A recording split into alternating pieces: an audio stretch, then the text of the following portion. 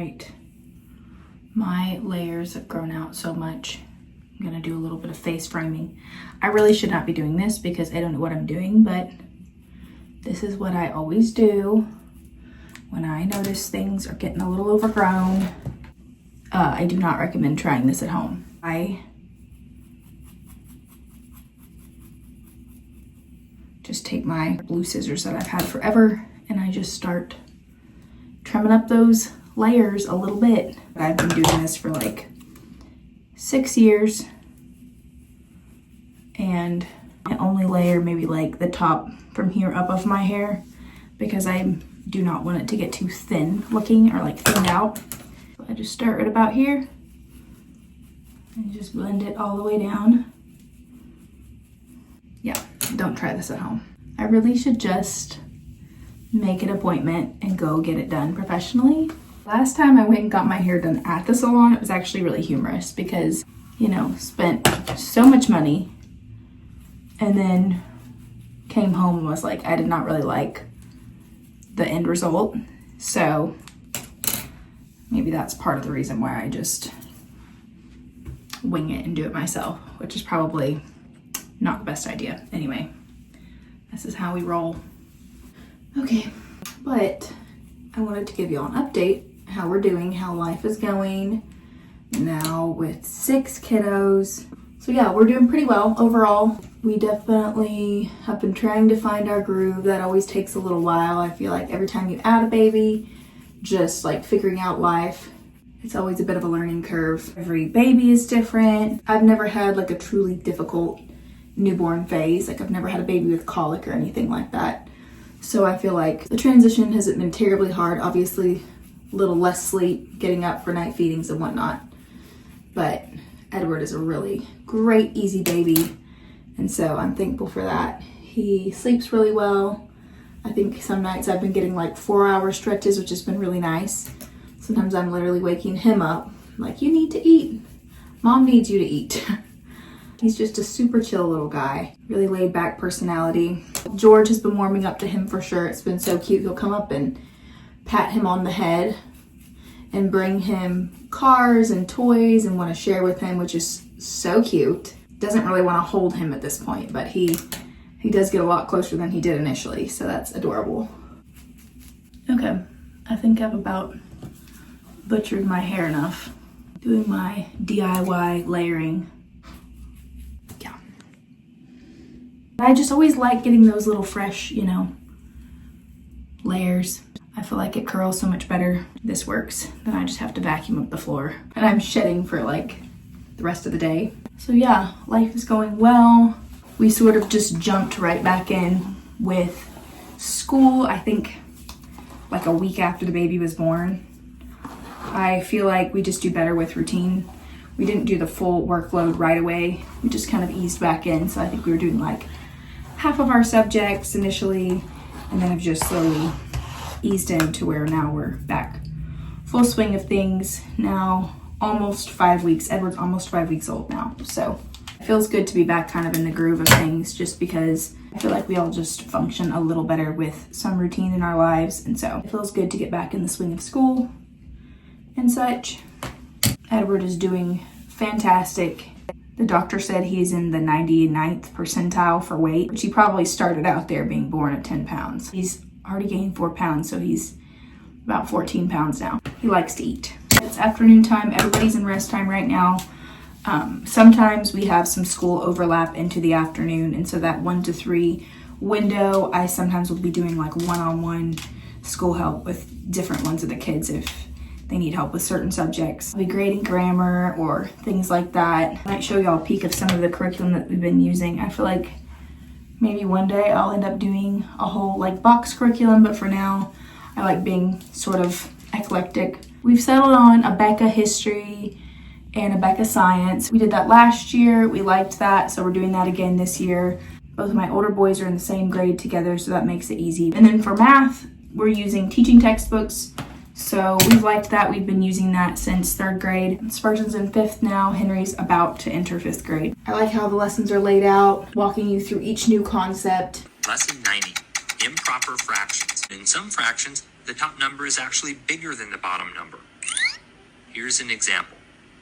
See, this is the fraction 4/3. So we've liked that. It's been a good fit. I like that it auto grades everything. And then we just supplement that with like math drills, worksheets, and like flashcards just to keep everybody sharp and on top of all of their math facts. I really like having one less thing that requires grading.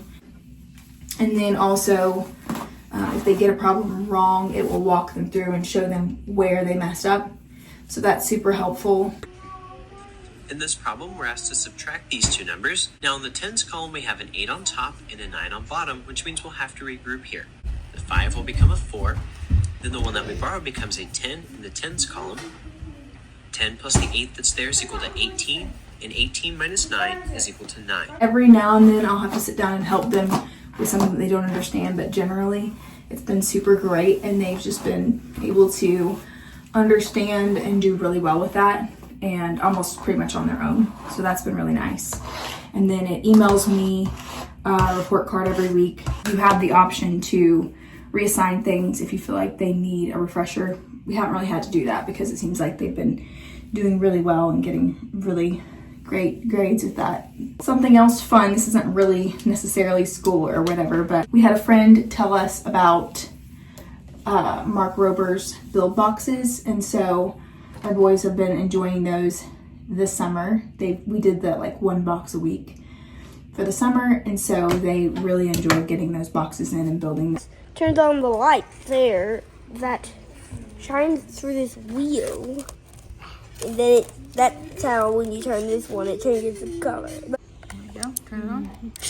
It's like a little person moving. Let's change the color. Nice. But I'm gonna change the color. Green, blue. Geography songs. We've done states and state capitals in the US, and we're hoping to branch out then to more of like the world geography soon. I like the song format. Anything put to music, it just sticks so much better, even for me. I remember memorizing the state songs when I was a kid, or like the president's song and things like that. A lot of the same songs I've been teaching my kids. And then the latest addition is Greek. Ben is teaching the kids Greek. So Ivy and Fern are learning just some of the basics, like the letters and the letter sounds and whatnot. And Ivy's learning how to write the letters, but the boys are doing more like starting him with vocabulary flashcards and learning noun endings and all of that. Ben took beginner and intermediate Greek, and he wanted a way to keep his mind fresh with all of that. So he's like, I think I'll start teaching the boys. It's not like modern day Greek, it's the biblical Greek, Koine. So they go to Ben's office and get their lessons, and then he lays out their whole plan for what they're doing that week. And also the boys are back with their trail life now, and so they have their meetings once a week, and then their camps and all their activities and all that. It's like Boy Scouts. They did that last school year and they had so much fun. So they're doing that again this year, and that's just another fun way for Ben to get good quality time with the boys. We've taken a pause right now on our good night. There's so much hair on the floor. I need to get the vacuum. Okay, my fancy hair tools. I use this $10 curling iron from Walmart. I do a mix of wrapping it around the traditional way and then wrapping it on the outside like a wand. Usually I never use any hairspray or anything, so it doesn't really last very long, kind of falls out. If you do not have a Dyson Stick Vacuum, this is not an ad. I just love this thing. I use it all the time. This is the best. For all the mess, get one. I do have a robot vacuum mop, and I love that, especially for the mopping feature. I end up using my stick vacuum a ton and then use the other for just like the mopping feature. That's usually the combo. That's my favorite. So yeah, freshening up those layers, life update, all the things. It's a beautiful rainy day out. The kids have been out playing in puddles. They've all slowly made their way back in. Little Eddie boy sleeping here. Good guy. Okay. Overall, I feel like this transition to 6 kids has been quite smooth, probably one of the easiest so far. I can't say exactly why. I can't say that I've always been like a super scheduled person. I think in the past I've almost preferred to just like fly by the seat of my pants. But now I feel like just out of necessity we have more routines, more rhythms and stuff like that. And so having a new baby, yes, there is that time of adjusting, and maybe there's some more breaks in the routine with feeding the baby and all that. But overall, I feel like things that used to feel more overwhelming now don't really feel like that. It's just like second nature, like keeping on top of the dishes and laundry and all of that, like the bigger things, keeping our main spaces clean and tidy, like living room, dining room, kitchen. We're just picking up multiple times throughout the day. And so things that used to feel more daunting or overwhelming are not so much anymore. I think one area where I still feel like I have so much room for growth would be with like my meal planning and my meal prep and all that. We felt so spoiled for the first 2 weeks after the baby was born. Friends and family, people from our church or in the community were bringing us meals. So we had so many amazing dinners over that time and felt so spoiled. Also, a couple moms had got together and prepared some freezer meals for us. So we had that stash. Such a blessing. Something else that's super helpful is meal boxes. A subscription that I've told y'all about in the past is Hungry Root. And they have family meal boxes that you can select and you can put in any of your dietary needs. So if you're gluten-free or dairy-free or any of those things, you can put in those preferences. I usually like to have a protein and a veggie, maybe some type of a grain. It's awesome because with this subscription, you can just select like 2 or 3 meals for the week. And that's just so helpful in the midst of the week to not have to think ahead or plan, and all the ingredients come in the box. You know, if you already have something on hand, you can edit that, like say, oh, I already have broccoli in my freezer, I don't need that. But you can get the proteins and all of the other spices and ingredients and stuff like that to make a meal, which is super helpful. And then it has the instructions there, and it's just all in one. My kids love getting in the kitchen. Wow, we are cooking something very delicious. Broccoli and beef. Henry, what are we going to make today? Beef and broccoli. Spurgeon, what are we going to do today?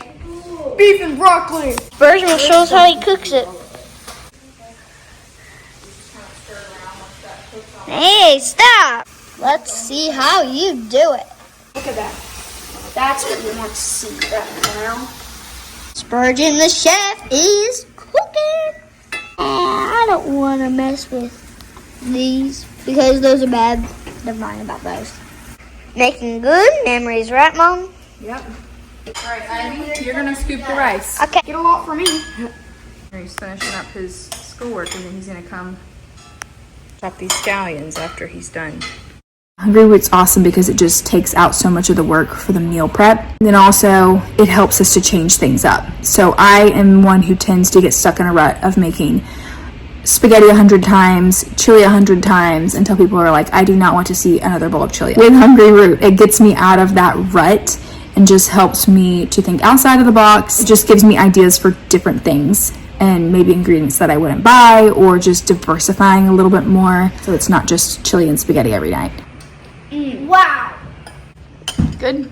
That food is yummier than pizza. If you're interested in checking out Hungry Root, they actually have a really cool exclusive offer right now. For a limited time, you can get 40% off your first box, and you get 1 free item in every box for life. I'll put a link in the description box below this video in case you want to check them out, or you can just go to hungryroot.com and you can use my code Jessa for 40% off. Check them out. A few of my current reads that I'll share with y'all, just because I like to do this from time to time. This book Ben got for me for Mother's Day, Come Ye Children, Meditations on Childhood Conversion by C.H. Spurgeon. This has been excellent. So good. I highly recommend this. If you have kids or if there are children in your life, this is such a great book for parents, grandparents, Sunday school teachers, just super encouraging. So that's been really good.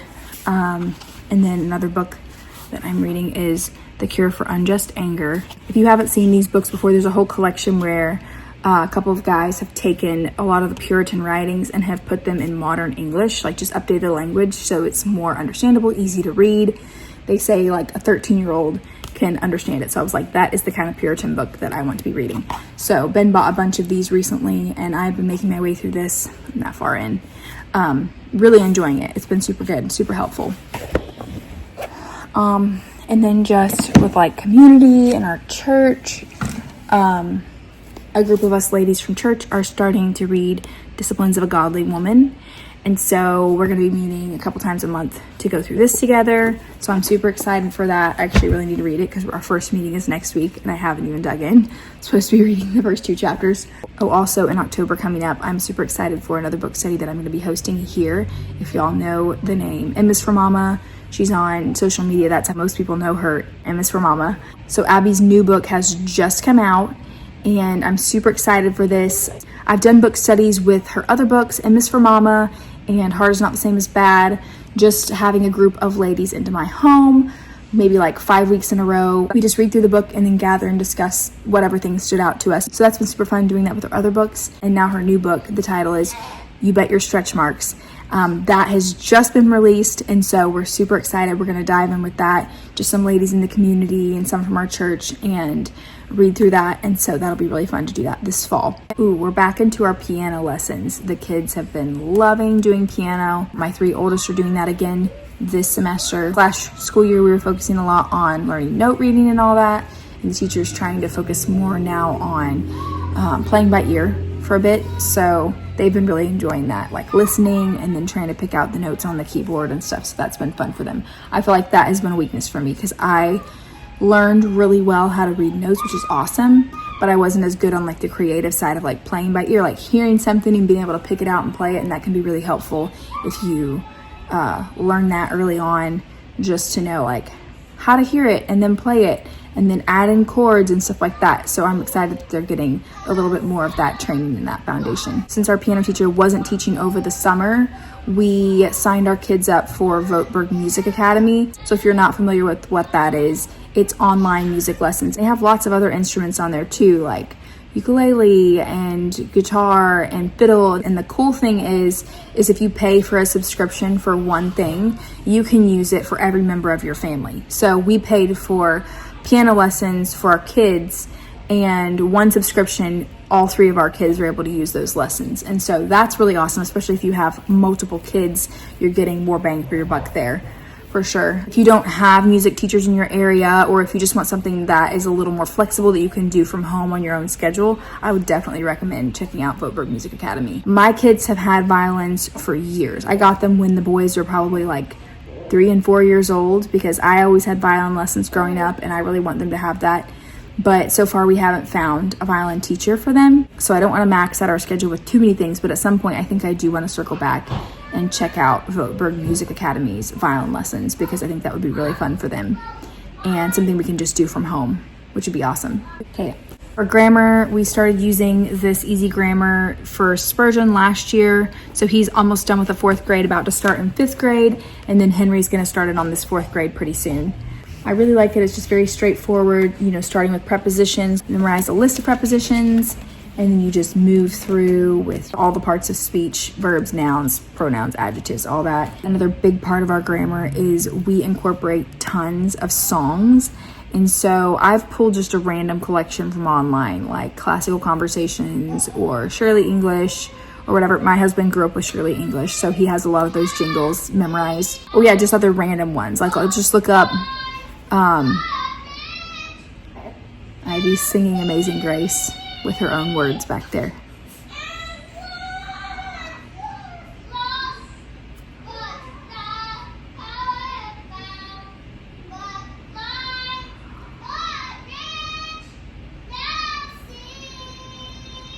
So cute. I love it when they sing like that. Even if they don't know all the right words, they're always making up their own, and it's a joyful noise unto the Lord.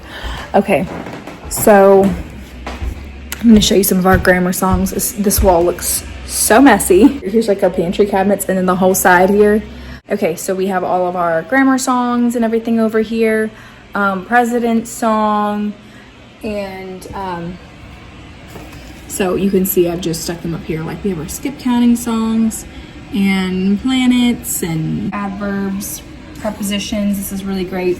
They memorize 54 prepositions in this song. That's just super helpful to be able to pull up whenever you're learning like about helping verbs, and you're like, oh yeah, what's the helping verb song? And you can just sing that and know exactly what you're working with. For their Greek, we also have some Greek songs and like the Greek alphabet with pronunciation. And so they've been working on that, memorizing those. We have so many random things taped around the house. Sometimes I'm like, kind of looks a little junky, but it is what it is, I guess. We have our timeline here, which I feel like isn't super obvious, but it's like all the way across the front of here. And it's definitely, you know, homemade paper. We have like our years and then like different things written in there. So as we study different parts of history, then we can add to our timeline and write in things. So that's just a helpful reference to be able to see, oh, when this was happening in history, oh, this was also happening in this other part of the world. And so that will fill in more as we read more things in history. Also, we have our lava lamp. Henry really wanted a lava lamp, and then after we got it, I was like, I'm kind of afraid to put this in your room because with all the wrestling and everything, I'm afraid it's gonna get knocked over. So we ended up settling on putting it on the mantle. So I'm now a lava lamp lady, I guess, mixed in here with all my plants. It kind of ties in with the red and the Rembrandt there, so it all goes together. It's just funny, like the only big pop of color in my very neutral home, but I guess we all need that pop of color. So we also got one more new addition. Is it raining outside? I think it's still raining a little bit, but I'm gonna show y'all. We got this concrete pad out here. Recently, my brother Josiah had his crews come out and do this for us. So we got this nice big pad. So it's like a 20 by 30. The kids have been so enjoying that this summer. It's almost getting a little too cold for the pool. They used it yesterday and they were like, their chins were quivering, but they're like, it's not too cold, we're having fun. But I'm like, yeah, this might be your last swim for the year, so enjoy it. We are looking forward to doing some fun stuff out here, so that'll be another thing that I would like to update y'all on in time. I'm thinking to do some sort of a pavilion and then some like outdoor seating and stuff. There's so many pine trees here. There are literally 35 pine trees in this little loop around our backyard, and so we have all these pine needles all over the ground. We tried to plant some grass seed in here. We'll see if it comes up. That's supposed to be a little bit better growing, even with a dense pine needle cover. So starting to sprout. You can see like back here along the side of the pad, it actually is really coming up. So I'm hoping that that grass seed will be a good fit for the backyard here. But yeah, hoping to just do some fun stuff out here. Outdoor seating, some tables, kind of make it look cute out here. Looking at some different options for that. So probably update you as that little project comes along.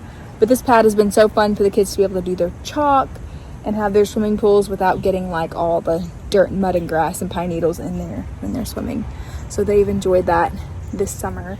I'm coming right up very soon on being 6 weeks postpartum, so I'm really looking forward to getting back into my workouts. I know I shared with y'all last year about that. Like, I had never been much of a workout person in the past, but when I was 6 weeks postpartum after George's delivery, I started a workout plan using the Trainwell fitness app, and that was super helpful for me. They pair you with a personal trainer, and so I was able to stick with those workouts all the way up through my pregnancy with Edward. That was my first time to work out in pregnancy. I'd never done that before. It just feels good to be active, and I know that without the accountability, I would just really struggle with that. And so I'm looking forward to getting back into those workouts soon. As far as like the weight loss goes, I usually gain at least 40 pounds in every pregnancy. This pregnancy with Edward, I gained more like 45 probably. I want to say probably half of that weight's gone just from giving birth and a big baby and a placenta and all the water weight and everything from summer. But I'm like, boy, I still have a long ways to go. Like, I got on the scale yesterday and I was like, I got a solid 20 pounds to work on. I think once I get back into the groove of working out and, you know, really paying good attention to nutrition and all that, I'm hoping to see those numbers go down. It never goes down as fast as I want it to. I try not to let it stress me out too much. If you ask Ben, he'd probably say I do stress about it too much. But people will say, like, give your body time. 9 months in, 9 months out with a baby, you know, like, it took you 9 months to put on the weight. Expect about 9 months to get back to a place where you're feeling good. So I'm trying not to stress about it too much. Maybe I do. I probably think about it too much. I think it just feels frustrating whenever you go to put on something and like nothing fits. I already went out and did a little quick shopping run to just find some clothes that fit better, some shirts, some jeans, whatever. But then it's one of those things where I come home and I put them on and I'm like, this doesn't look good. Why did I buy this? These look terrible. It's hilarious. Probably just embrace the comfy sweats and the oversized clothes and the flowy swing dresses and all this stuff. Ben's like, calm down. You literally just gave birth to a human, so you're fine. Like, calm down. Like, nothing fits. I'm definitely not one of those bounce back, 6 weeks later wearing my pre-pregnancy clothes. Absolutely not. Everybody's different.